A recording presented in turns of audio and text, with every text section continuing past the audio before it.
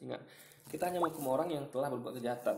Jadi nggak bisa kita katakan kalau hukuman tuh kita yang lakukan itu adalah kejahatan. Enggak, kalau gitu hakim jahat dong, Tuhan jahat dong gitu. Tapi faktanya tidak. Karena logikanya nggak punya logika, guys. Bisa melihat dengan jelas bahwa Tuhan yang mengilhami Alkitab pasti berbeda dengan Tuhan yang menurunkan Al-Quran. Iya, yang berbeda itu adalah penyampaian baru tadi, ya. Itu berbeda dengan Yesus ajarkan. Yesus katakan jelas, ya, ikutilah ajaran orang Taurat dan orang Farisi. Tapi malah yang Roma tadi mengatakan jangan ikuti. Kita nggak berlaku hukum Yesus tadi.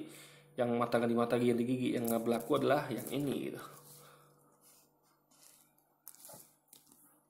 Kalau kita melihat sepintas, sepertinya ajaran Alkitab sangat tidak masuk akal. Masa membalas kejahatan dengan kebaikan? Kalau membalas kejahatan dengan kebaikan, di mana keadilan? Nah, makanya kalau gitu ya benar, nggak logis, guys. Contoh, ada orang membunuh, orang udah balas dengan kebaikan, ya, ada yang membunuh, ada yang kasih uang, ya kan? Ada yang kasih makan. Ini orangnya akan jerah, guys, paham ya? Ya, keadilan itu timbul ketika orang membunuh itu dibalas gitu dengan hukuman mati atau dia dipenjara seumur hidup gitu. Nah, itu gunanya apa? Biar orang lihat, oh ternyata kalau aku membunuh akan seperti dia. Itulah peringatan agar orang tidak berbuat seperti dia. Jadi juga kita ada seorang murid di kelas itu terlambat, jadi hukum tegak depan kelas gitu kan, disetrap istilah gitu kan. Nah, murid lain kan lihat, oh ternyata kalau terlambat begini hukumannya. Besok nggak ada murid yang berani terlambat. Tapi coba kalau nggak dihukum, guys, mereka akan terlambat dengan enak gitu. Gunanya kamu kok terlambat? Ya bu, saya tadi ketiduran atau apa gitu kan. Enteng mah, guys. Besok kalau nggak dihukum ya besok kamu ulang lagi tuh. Santai dia. Guru nggak marah gitu kan. Mereka senaknya terlambat, guys. Tapi begitu dihukum, kamu tegak depan kelas, kamu terlambat, dihukum kan. Apa guru jahat? Tidak. Gurunya membalas ya. Membalas perbuatan muridnya yang tidak disiplin dengan hukuman tegak depan kelas. Gak bisa dikatakan guru jahat, guys. Guru jahat kalau malah membiarkan. Ketika guru biarkan nggak balas dengan hukuman itu, besok muridnya akan terlambat lagi. Jadi gurunya akan jahat secara pendidikan, karena dia tidak bisa mendidik muridnya dengan baik. Murid yang harusnya didisiplin, jadi tidak disiplin gara-gara gurunya diam aja ketika muridnya terlambat. Tapi ketika gurunya menerapkan aturan terlambat depan kelas berdiri, itu hukum tegak, ya berarti gurunya sudah melakukan kebaikan. Karena dia mencegah muridnya untuk tidak punya sifat tidak disiplin, sehingga pendidikannya berhasil. Dia akan menciptakan orang-orang murid-murid yang disiplin karena mereka tahu risikonya kalau terlambat dia akan tegak depan kelas, guys. Jadi nggak bisa anda katakan guru jahat gitu, nggak bisa. Jadi ngerti logikanya. Yang jahat itu adalah orang yang pertama kali melakukan. Yang membahas itu nggak jahat. Jadi contoh yang membahas itu siapa? Hakim, Tuhan. Itu bukan jahat. Ini logikanya harus dipakai ya. Harus bisa bedakan mana kejahatan, mana hukuman. Orang melakukan membahas itu adalah suatu bentuk hukuman, penerapan hukuman. Gak adil dong buat gue yang udah dijahatin. Jadi kalau dilihat sepintas, lebih adil dan lebih masuk akal ajaran Al-Quran. Kalau dijahatin orang, boleh dong balas jahatin orang itu dengan... Salah. Kalau jahatin orang, balas dengan setimpal, bukan melakukan kejahatan itu, bukan. Ngerti ya? Tidak ada, Al-Quran mengatakan kejahatan dibalas kejahatan, nggak ada. Kejahatan dibalas dengan perbuatan setimpal. Ingat, jangan Anda artikan perbuatan setimpal itu adalah kejahatan. Ingat, orang melakukan kriminal dibalas dengan setimpal oleh hakim. Jangan Anda katakan itu perbuatan setimpal itu kejahatan. Enggak. Tuhan membalas orang jahat dengan perbuatan setimpal masuk neraka. Jadi perbuatan setimpal Tuhan lakukan itu bukan kejahatan, guys. Makanya harus ngerti ya. Jangan tiap orang membahas itu dikatakan melakukan kejahatan. Yang jahat itu adalah orang yang melakukan pertama kali. Makanya yang melakukan pertama kali itu ada hukuman badan, hukuman neraka, guys. Jadi yang orang yang membahas itu nggak jahat. Makanya Tuhan itu kan akan membalaskan perbuatan manusia. Karena gini, guys, kalau manusia tidak dibalas pertama gini, coba anggaplah yang berlaku hukum rimba, ya. Dulu ingat, dulu ketika VOC dengan slogan World Glory mencari menyebarkan Injil, Indonesia kan melakukan kejaman itu, ya, atas perintah inisiatif dari Paus di Italia, Roma, dengan dilakukan oleh Kristen dan Spanyol Katolik, mereka menyebarkan ideologi ke seluruh dunia, ideologi Injil, sekaligus menjajah, guys. Nah, kalau rakyat Indonesia nggak membalas, ya waktu itu nggak membalas, apa yang terjadi? Ya, akan terus dibully Indonesia, kan? Sedangkan kita balas saja udah dibully. Jadi ketika yang VOC Belanda datang menjajah pertama kali, jahat nggak tuh? Jahat. Lalu dia menyebarkan Kristen Indonesia dengan slogan gospelnya itu, ya kan? Dia melakukan banyak pembantaian, kejahatan lah terhadap rakyat Indonesia, kerja paksa segala macam. Lalu ada pahlawan-pahlawan bangsa kita membalas perbuatan Belanda, ya. Ketika dia bunuh rakyat, dibalas bunuh gitu, ya kan? Jadi tentu mereka kan membalas perbuatan Belanda gitu. Misalnya Belanda meratakan satu kampung, mereka kan balas itu, mereka balas serang itu jadi itu perang itu kan saling menyerang, guys, serang balik gitu. Tadi pahlawan kita diserang, mereka serang balik. Apakah bisa dikatakan kejahatan orang menyerang balik? Kan tidak. Jadi kalau logika tanpa lagi dipakai, setiap pembahasan adalah kejahatan, maka para pejuang kita dulu jahat. Karena mereka membahas Belanda pakai bedil meriam untuk untuk melawan pejuang Indonesia. Pejuang Indonesia pakai bambu runcing dan parang gitu. Jadi yang jahat siapa? Bukan dua-duanya. Kalau tanpa lagi kan mengatakan dua-duanya. Kenapa? Karena Belanda melakukan itu dan pejuang membalasnya. Jadi sekali lagi saya katakan ya, yang jahat adalah orang yang melakukan pertama kali. Yang balas tuh nggak jahat, guys. Harus bedakan ya. Jadi kalau semua yang balas tuh jahat, hakim berarti orang jahat, Tuhan berarti jahat gitu, guys. Kejahatan yang setimpal, masa nggak boleh balas sama sekali? Apalagi disuruh balas dengan kebaikan. Nggak masuk akal banget. Tetapi, kalau kita berpikir lebih jauh, jika kita membalas orang jahat dengan kejahatan yang setimpal, narasi dia salah nih.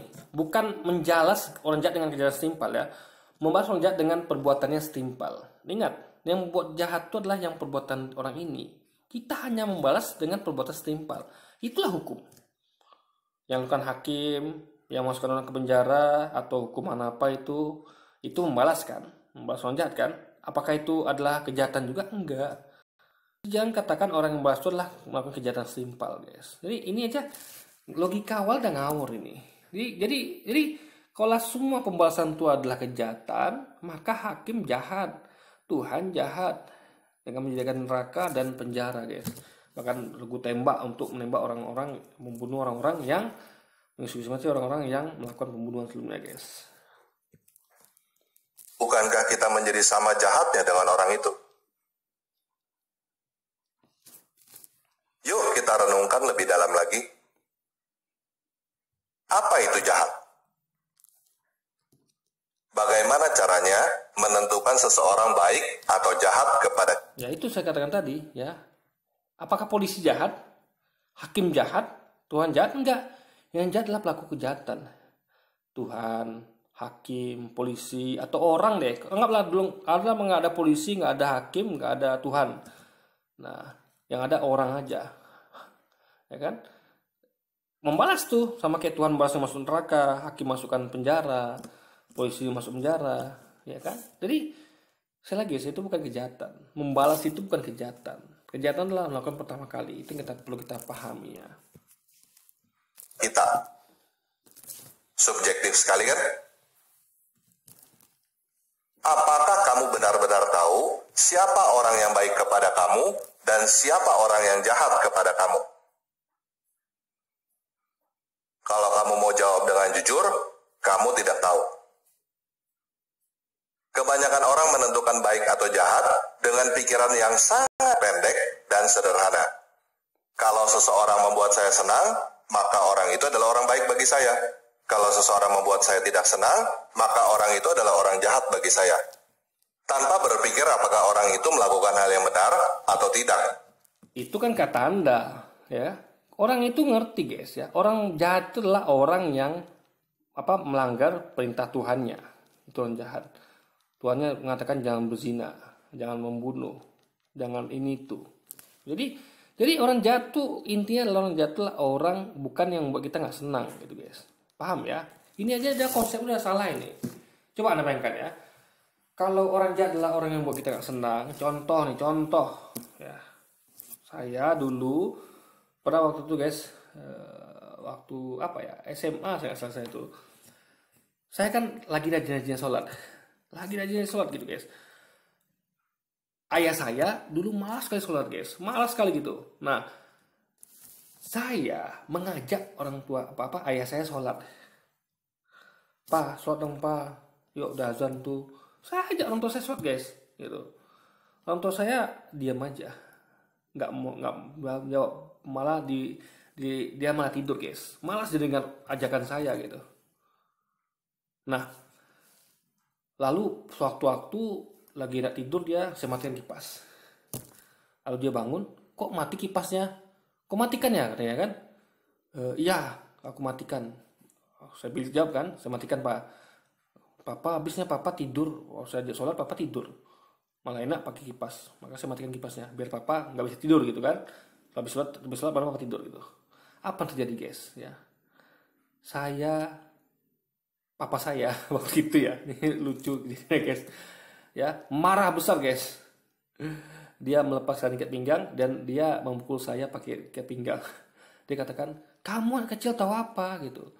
Kamu enak tinggal sekolah, tinggal belajar yang baik. Orang tua itu susah di luar mencari uang. Kamu kira gampang cari uang gitu kan? Kamu jangan ngajarin orang tua, kata dia gitu. Luar biasa guys. Saya melakukan hal yang benar ya, mengajak dia sholat ya. Tapi saya malah dikopel guys. Istilah itu kalau dipukul pakai kayak pinggang itu dikopel gitu. Itu saya nggak berpikir salah saya apa gitu kan?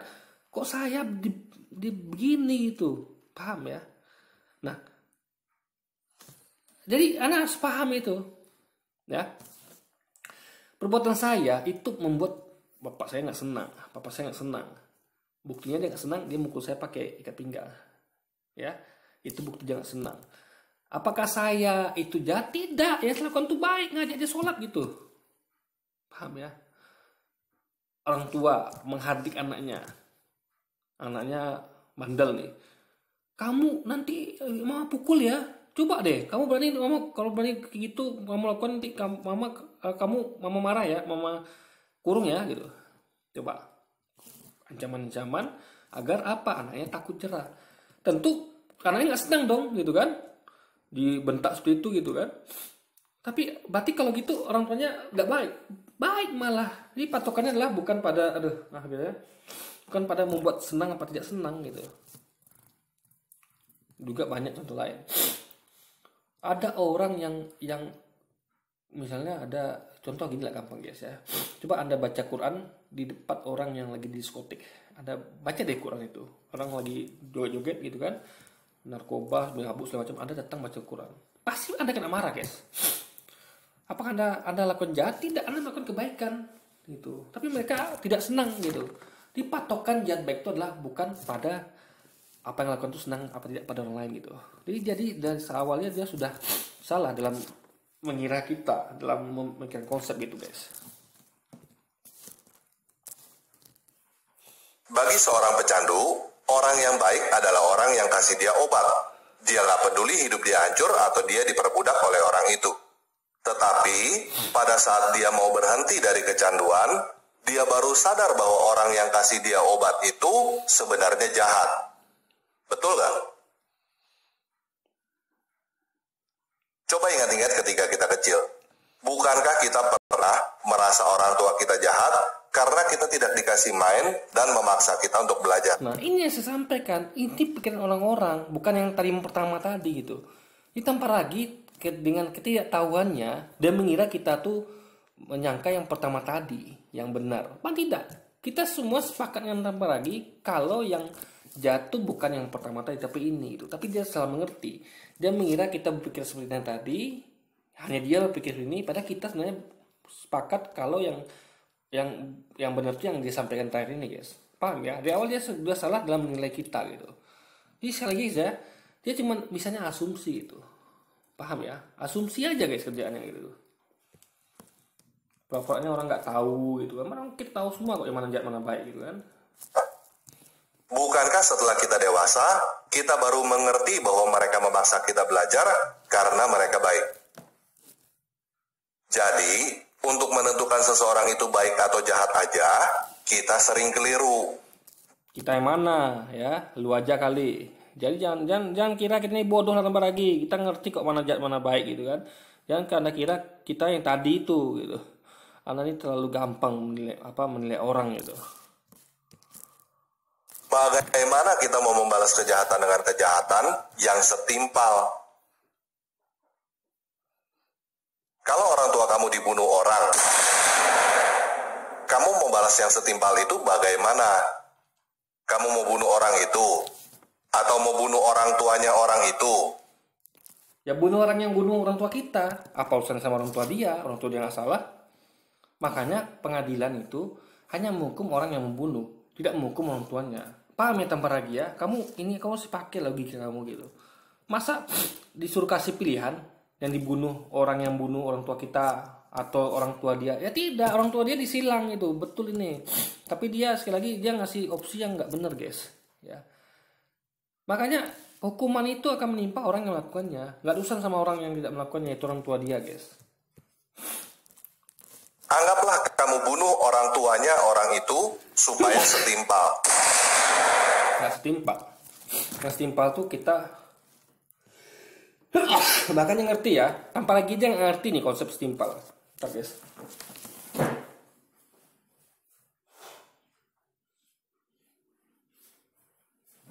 Duh, maaf saya pilih guys ya. Ini tanpa lagi dia ngerti arti kata setimpal. Orang yang berbuat jahat dia harus dihukum. Paham ya? Makanya dalam Kristen itu nggak setimpal. Contoh, saya kasih tahu. Yang buat dosa Adam dan Hawa, ya kan? Kok kita yang dihukum? Itu kan setimpal. Bapaknya yang buat jahat, bapak moyang kita yaitu Adam, kita yang kena getahnya. Itu setimpal nggak? Nggak setimpal guys. Turun temurun lagi. Anda, saya, cucu-cucu kita nanti, anak kita nanti. Karena dosa bapak moyang kita Adam, kita pun kena getahnya. Setimpal nggak nih? Nggak setimpal. Sama kayak ini. Anaknya yang nembak orang tua kita, malah kita tembak orang tua dia. Itu nggak setimpal. Yang setimpal tuh kita tembak dia. Dia yang membunuh. Dia yang harus dibunuh. Bukan orang tuanya. Paham ya? Ini selagi tanpa lagi nggak ngerti konsep setimpal. Ya. Bagaimana dengan saudara-saudaranya orang itu yang tidak membunuh orang tua kamu? Mereka tidak membunuh orang tua kamu, tetapi kamu membunuh orang tua mereka. Bagaimana cara mereka membalas kejahatan kamu dengan setimpal? Orang tua kamu sudah tidak... Nah, ingat ya, mereka nggak boleh balas. Kenapa? Karena membalas adalah yang pertama. Ingat ya, dia menembak orang tua saya balas dengan menembak dia. Cukup. Berarti semua perbuatan dia sudah terbalaskan. Yang orang lain tidak boleh melakukan hal sama. Paham ya? Ingat, ya nggak boleh melakukan hal sama. Karena sudah dibalas gitu. Perbuatan kan dibalas. Makanya misalnya kayak hakim itu membalas orang yang membunuh, masukkan penjara atau hukuman mati. Masa orang yang ini nggak terima, keluarganya, oh hakim membunuh orang keluarga saya loh, dia membunuh loh, dia dihukum gitu. Hakim nggak salah, nggak bisa hari hakim dibalas gitu guys. Sama kayak ini, ketika orang tua saya ditembak mati, saya balas membunuh orang, menembak juga orang ini yang menembak orang tua saya. Udah clear itu, stop sampai di situ. Jangan ada lagi ikut campur keluarganya untuk membalas lagi. Paham ya? Berarti itu kan membalas namanya. Itu jadi kejahatan tuh ketika dia menembak orang tua saya tembak balik itu nggak jahat. Tapi ketika dia orang keluarga dia nembak lagi, itu jahat lagi tuannya. Jadi dia ada perbuatan balasan. Nah, perbuatan itu ketika ada balasan udah clear. Impas ya. Namanya impas tuh guys. Impas. Makanya kayak pengadilan impas. Jahat dihukum udah impas gitu. Nggak boleh yang dihukum ini untuk lagi nggak boleh gitu. Padahal udah impas gitu kan. Sama kayak ini. Ketika saya bunuh balik orang yang bunuh orang tua saya udah impas. Nggak boleh lagi campur dari orang-orang lainnya. Kalau keluarga dia nggak terima, padahal dia tahu yang salah adalah anak ini yang membunuh orang tua saya, berarti mereka buat kejahatan berikutnya gitu. Jadi mereka mengulangi jejak anaknya ini yang buat kejahatan. Saya tidak, karena saya hanya membalas. Ingat, Jadi mereka tuh konteksnya bukan, mereka mengkonteksnya membalas juga, tapi membalas tidak setimpal. Ingat, setimpal itu ketika yang menembak itu dia, ya saya balas ke dia.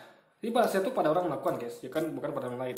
Makanya hukum dosa waris itu nggak setimpal dan nggak logis. Masa Adam yang berbuat kita nanggung semuanya? Itu nggak setimpal dan kena semua lagi. Satu orang berbuat semua kena. Ini berarti kan, bentar ya.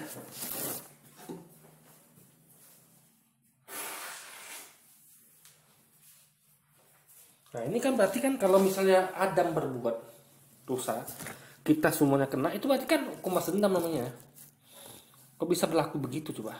Adam buat dosa, buat salah, semua anak cucunya kena. Dari keturunan Adam pertama sampai akhir zaman kena semuanya guys. Adil nggak tuh? Setimpal nggak tuh? Itu yang perlu Anda pikirkan dulu tanpa ragu. Ya, kena semuanya guys, luar biasa. Sama kayak gini. Apa ya?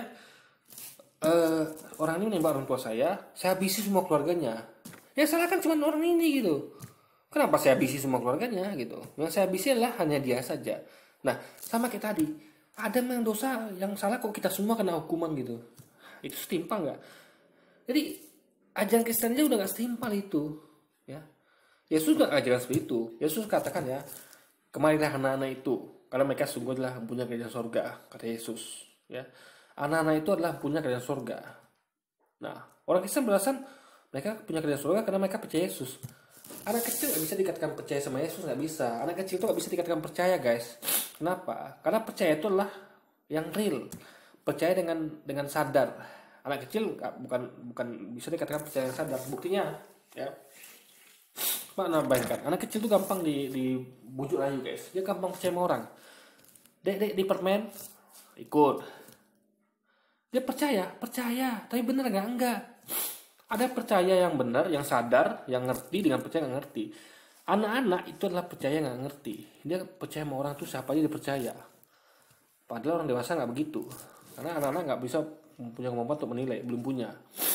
Makanya bisa dikatakan alasan tuh anak-anak itu percaya sama Yesus. Enggak, mereka bukan percaya yang benar gitu. Kenapa? Jadi alasan tepat kenapa Yesus mengatakan anak itu punya kerajaan surga, karena anak itu masih polos, belum buat dosa. Anak kecil, ingat loh ya, orang yang belum akil balik itu dia belum punya kematangan berpikir, sehingga dia tuh belum tahu mana baik mana buruk, mana benar mana salah. Dia belum bisa punya otoritas gitu guys, karena dia belum ngerti gitu kan. Maka kita maafkan ketika ada anak kecil bandel tuh, kita maafkan. Kita ngerti anak-anak belum ngerti gitu kan. Nah itu membuat mereka adalah mempunyai kerajaan surga karena mereka belum berdosa guys. Nah itu bukti kalau dosa waris itu nggak ada, dan juga tidak adil dan tidak setimpal gitu. Adam yang berbuat dosa, masa kita semua nanggungnya gitu kan? Itu nggak setimpal. Ya Adam aja dong yang nanggung. Kayak ini, yang nembak dia orang tua saya, ya dia yang terima akibatnya. Kenapa saya bunuh orang tua dia atau keluarganya gitu? Paham ya logika berpikirnya? Ada. Apakah dengan cara membunuh anggota keluarga kamu yang lain atau dengan cara membunuh kamu? Anggaplah mereka membunuh kamu. Bagaimana dengan keluarga kamu yang merasa dijahatin oleh mereka dan tidak terima kamu dibunuh? Bukankah kalau begitu caranya, tidak akan berhenti bunuh-bunuhan? Kalian nggak paham ya. Kalau gitu caranya, maka ketika hakim menghukum seorang yang hukuman mati, tentu keluarga nggak terima, ya, akan membalas hakim gitu. Tapi kan nggak gitu caranya. Hakim itu benar melaksanakan hukuman mati pada orang yang membunuh. Udah stop dari situ.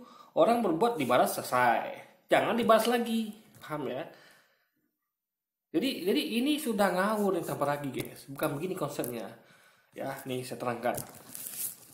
Ada orang bunuh orang tua saya balas balik bunuh dia. Ingat, saya bunuh dia ya, bukan orang lain, bukan orang tuanya, bukan keluarganya. Habis itu sudah stop. Udah. Ketika ada yang mencoba bunuh saya katakan loh, ini udah impas loh. Kenapa saya bunuh orang itu? Dia bunuh orang tua saya. Udah clear, beres itu. Dia membunuh, dia dibunuh, kelar.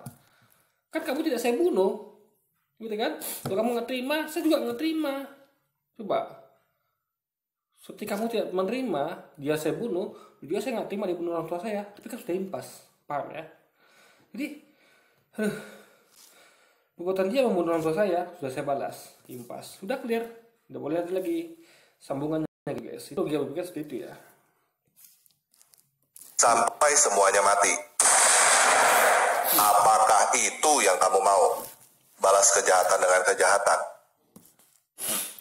Ingat ya. Belum. Ketika saya balas bunuh orang itu saya nggak jahat. Ya nggak jahat guys. Karena dia yang jahat.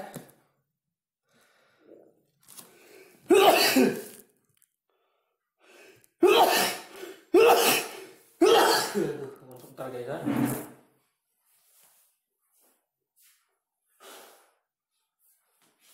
Jadi yang jahat dia karena dia bunuh orang tua saya. Atau misalnya saya bunuh orang tua dia, saya yang jahat. Paham ya? Yang jahat itu adalah orang yang pertama kali lakukan. Yang balas itu nggak jahat guys. Kan dia tuh hak dia untuk balas gitu. Lagi jika salah orang. Misalnya ternyata bukan orang itu yang membunuh orang tua kamu, tetapi kamu sudah terlanjur membunuh orang tua dia untuk membalas kejahatan dengan kejahatan. Nah, yang terjadi baru kamu dihukum juga. Ingat, yang membunuh adalah orang ini. Lalu saya bunuh orang lain. Dua-duanya kena. Dia kena karena membunuh orang tua saya nggak bersalah. Saya kena karena juga bunuh orang nggak bersalah. Yang bersalah nggak bersalah ya. Kalau dia kan bersalah ini. Kalau saya bunuh dia, saya nggak apa-apa. Karena saya membunuh orang yang bersalah. Tapi ketika saya bunuh orang lain yang nggak bersalah, saya kena hukuman. Jadi jelas ya, hukum tuh begitu ngatur guys. Ya, makanya ketika ada orang, mana apa istilahnya? Jadi istilahnya adalah ini agar biar. Tapi kalau kita sadari ya, kalau kita kan sebenarnya kan kita udah punya penegak hukum aparat itu. Jadi ketika orang tua kita dibunuh, lalu kita serahkannya sama hakim. Hakim akan menentukan nih orang akan dihukum. Kamu maunya gimana nih? Saya tuntut ya Pak, karena bunuh orang tua saya dia harus hukum mati. Oke kata hakim, hukum mati dia selesai. Tapi kadang-kadang kan hakimnya nggak memutuskan seperti itu gitu. Dengan pertimbangan apa lah gitu kan? Padahal hukumannya setimpal harusnya kan, dibunuh dengan membunuh dengan dibunuh gitu. Nah, makanya apa namanya? Kadang-kadang ada orang main hakim sendiri guys, karena melihat hukum nggak adil itu. Makanya tegakkan hukum. Jadi kalau adil ya, nggak perlu lagi kita melakukan membalasnya. Ada pengadilan yang akan membalas. Kalau pengadilan dunia nggak balas orang itu, ya kayak bentontaran itu nggak dibalas sama pengadilan dunia, dia bebas, dia tidak akan lepas dari pengadilan akhirat. Nah, itu namanya keadilan. Di manusia lepas, di tangan manusia lepas, dia di tangan Tuhan dia akan lepas.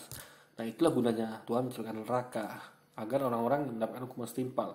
Kenapa? Biar orang itu tidak berbuat jahat, diancam guys. Jadi Tuhan mengancam dengan membuat neraka. Kenapa? Apakah Tuhan itu jahat? Tidak. Tuhan itu baik. Karena dengan ancaman itulah makanya orang selamat. Coba Tuhan nak mengancam. Oh, enteng orang bunuh guys. Kenapa? Nggak ada ancamannya, nggak ada hukumannya gitu kan? Makanya neraka itu diciptakan untuk orang-orang yang berbuat jahat. Itu yang membunuh pertama kali guys. Atau membunuh orang-orang nggak bersalah. Kalau kita membunuh dengan alasan tepat, itu membalaskan karena dia bunuh apa kita dan hanya menimpa dia saja dengan cara setimpal, ya sudah gitu. Itu namanya membalas kejahatan dengan perbuatan setimpal, bukan membalas dengan kejahatan. Beda guys. Dengan apa kamu membayar kesalahan kamu?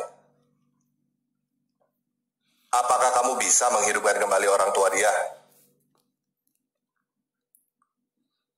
Jadi, ajaran untuk membalas kejahatan dengan kejahatan yang setimpal, sepintas kelihatannya benar dan masuk akal. Memang benar masuk akal. Dan itu ajaran Yesus, ajaran hukum Taurat, dan kita ajaran Quran.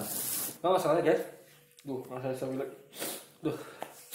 saya bilang guys ya, masalahnya lah tanpa lagi memelintirnya. Masa udah dikatakan dia orang tua saya dibunuh orang dia, saya bunuh orang tua dia. Itu kan udah gak benar narasinya.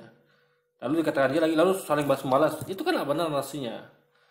Ya, yang benar adalah dia bunuh orang tua saya bunuh dia. Itu baru benar. Clear, udah. Jangan tanpa lagi belokkan dengan saya bunuh orang tua dia atau dia balas lagi keluarga dia. Bukan begitu konsepnya gitu. Paham ya? Jadi membalas kejahatan dengan perbuatan setimpal tuh nggak bisa samakan dengan membalas kejahatan dengan kejahatan. Beda guys. Tetapi, kalau kamu benar-benar berpikir, ajaran itu sangat salah dan bodoh. memperbolehkan orang untuk membalas kejahatan dengan kejahatan hanya membuat orang berpikiran pendek dan menjadi jahat. Contoh kayak pejuang kita, ya ntar.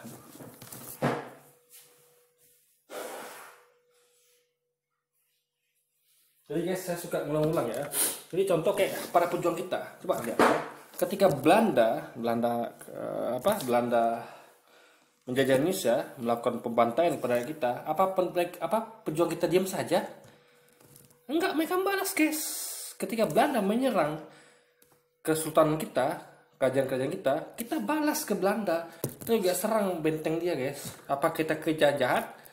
Coba. Dia bunuh kita bunuh Belanda juga kan? Yang mulai duluan siapa? Belanda. Kita cuma membalas. Bukan kita duluan menjajah Belanda. Paham ya? Belanda itu datang Indonesia menjajah. Kita membalas ya, untuk ngusir dia gitu. Dia melakukan duluan, kita membalasnya. Yang menjahat siapa? Bukan kita. Jadi yang kita lakukan itu bukan membalas kejahatan. Makanya saya katakan ya, jangan katakan orang yang membalas kejahatan itu adalah kejahatan baru, enggak. Beda. Kecuali kalau dia melakukan pada orang yang lain, tidak bersalah. Ibaratnya kalau yang melakukan kejahatan itu tentara Belanda, kita malah bantai keluarganya, kita jahat berarti. Karena melakukan itu kan tentara Belanda ya, tentara Belanda yang kita eksekusi gitu. Karena dia telah mengeksekusi rakyat kita gitu guys. Logikanya mengerti ya. Membasuh pada orangnya, bukan pada yang lain gitu loh guys. Coba sekarang kita renungkan, apa itu orang baik? Apakah orang yang membalas kejahatan dengan kejahatan bisa dikatakan sebagai orang yang baik? Ya, berarti kalau gitu hakim nggak baik dong. Karena hakim membalas kejahatan. Ya, dengan kejahatan juga kan, kalau gigi Anda kan? Enggak. Hakim tuh nggak membalas kejahatan dengan kejahatan. Jadi ketika hakim membunuh dengan mengeksekusi hukuman mati, itu dia nggak jahat guys. Itu bukan bisa dikatakan membalas dengan kejahatan. Enggak. Tuhan ciptakan neraka, masukkan orang jahat ke dalam neraka, itu kan membalas dengan kejahatan. Membalas dengan setimpal namanya. Paham ya? Membalas kejahatan itu begini, yang tadi itu